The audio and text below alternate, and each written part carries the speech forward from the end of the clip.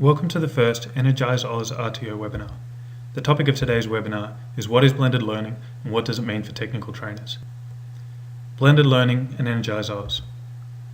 Supporting a transition to blended delivery of electrical training is an important element of the EnergiseOz pilot. This is because blended learning provides the tools to personalise each apprentice's learning experience, tailored to each individual's aptitude, application and learning preferences. Studies show that this can boost learner outcomes, leading to higher completion rates, and is essential if the training system is to move to a true competency-based progression model, an important co-ed goal.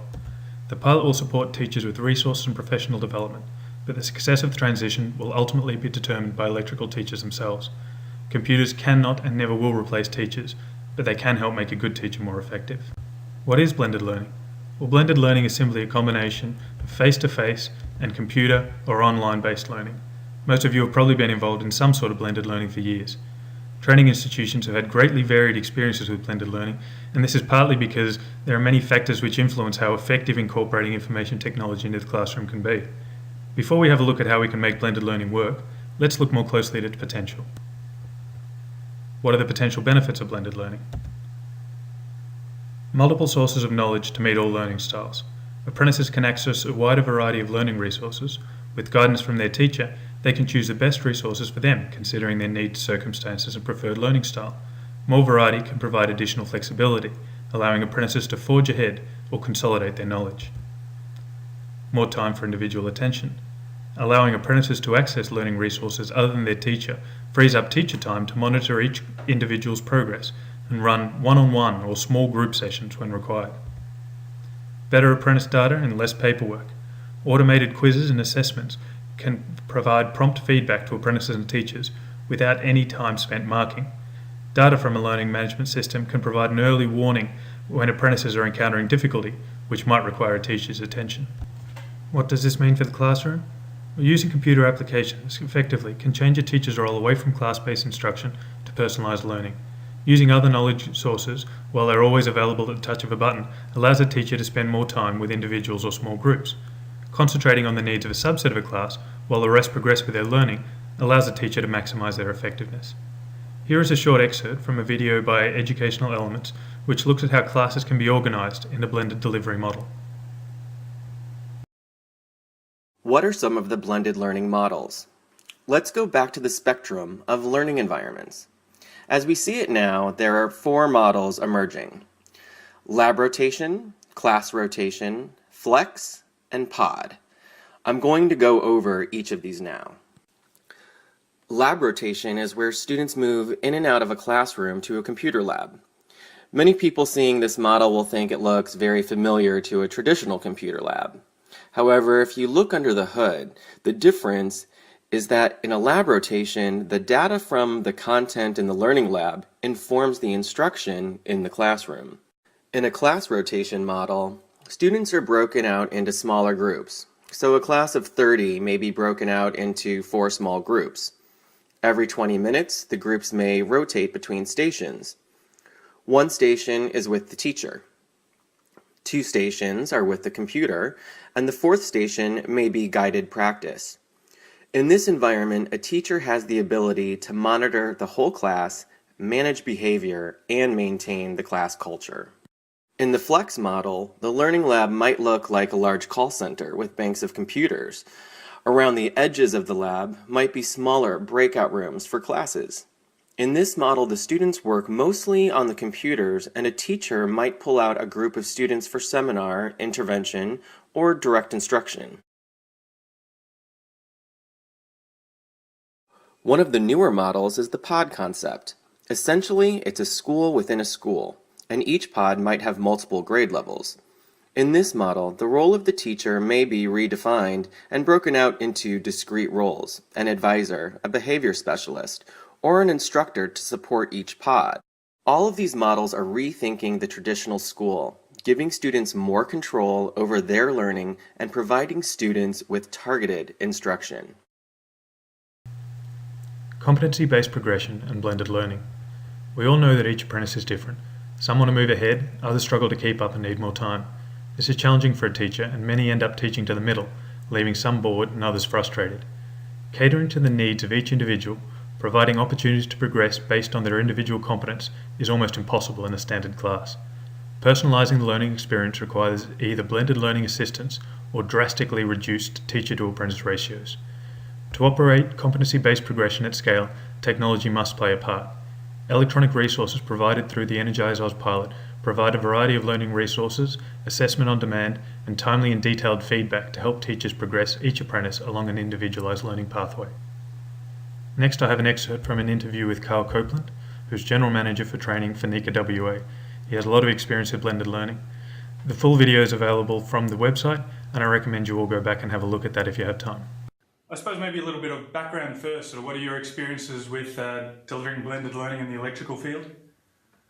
Well, I've got quite an extensive background in blended learning in electrical training. My first experience or contact with it was in the Royal Air Force when I was part of a team that implemented some blended learning for our electrical apprentices. That didn't go too well initially, and I'll talk to that later. From there then, when I was lecturing at university, we used to use blended learning mainly as the peer groups to communicate with each other. And then later we've implemented blended learning. I've project managed it through the College of Electrical Training. So I've got quite an extensive background in blended learning. Yeah. Could you just give us a little bit of an idea of what's changed over that period? I suppose maybe when you started up, what you tried and have found later on perhaps another approach is better? Or I think the steepest learning curve for me was a realization that blended learning isn't e-learning. E-learning is a vehicle to blended learning, but it's not the be-all end-all. When we first implemented blended learning, we went too far down the e-learning route. And the problem we had was we had a lot less interaction with the students. We didn't get the feedback from the students, and we weren't providing students feedback.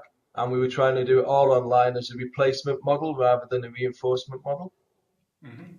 So we took it then, we used it to replace the instructor, had to pull it all the way back, and a realization, as I said, that e-learning isn't the be-all end-all, and you need the mentoring, you need the face-to-face, you need the homework, you need the quizzes, you certainly need an LMS system that isn't just paper-based resources. You need interactive media on there, whether it's DVDs or whether it's interactive quizzes or question banks. Competency-based learning is all about the student taking ownership of their learning, and as a student is deemed competent, they should be able to progress. Now, if you look at blended learning is also about a student taking ownership of that learning and using it to the best of it. It's as a resource. So competency-based learning and blended learning go hand in hand. It's all about the LMS system. If you've got a good LMS system, the student can progress through the competency-based learning at their own pace. And what we've got to remember as well is that's to allow them to have extra time as well as to go through it quicker. Competency-based learning is about when the student is ready to move on. And that's why the MAPS program is such a good program, because it allows the student to progress at a rate that they're comfortable with, whether it's faster or slower.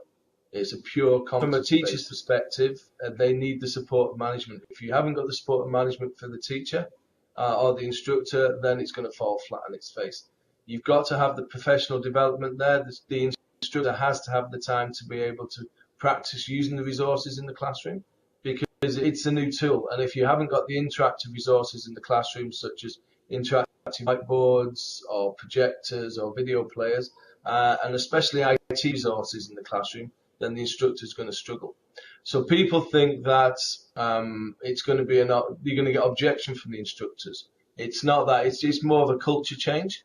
You've got to change the culture around how we deliver learning, and you've got to provide the instructors the support and the professional development to ensure that they feel comfortable, ready to use these tools in the classroom. Next, I have an excerpt from an interview with Kingsley Clark, who is currently a project manager for Contact Electrical. He also has extensive experience in the TAFE sector and has been a pioneer of blended learning. Again, the full video is available from our website, and again, I would urge you all to watch that if you have time. I started experimenting with blended learning soon after I started teaching about 6 years ago. I found that the existing resources were embarrassing, and every day I'd ask myself, would I like to be a student in my class? So I started searching for something that would help me help the students. And I found some amazing and interesting resources, and I needed to find a way of putting them in the hands of the student. The chalk and talk and the death by PowerPoint presentations had sucked the life out of the class, and I wanted to step away from that type of delivery as far as I could. I found that blending of a variety of resources engaged the students, and it took the focus off me, and it provided me with a modern and clever ways of helping the students understand what are complex and invisible electrical concepts. The challenge, or the change in fact, in the students was amazing. They were awake, they were interested, and they were challenged, and they were self-motivated. There was occasions when our classes would go overtime because no one had actually noticed what the time was. What it meant was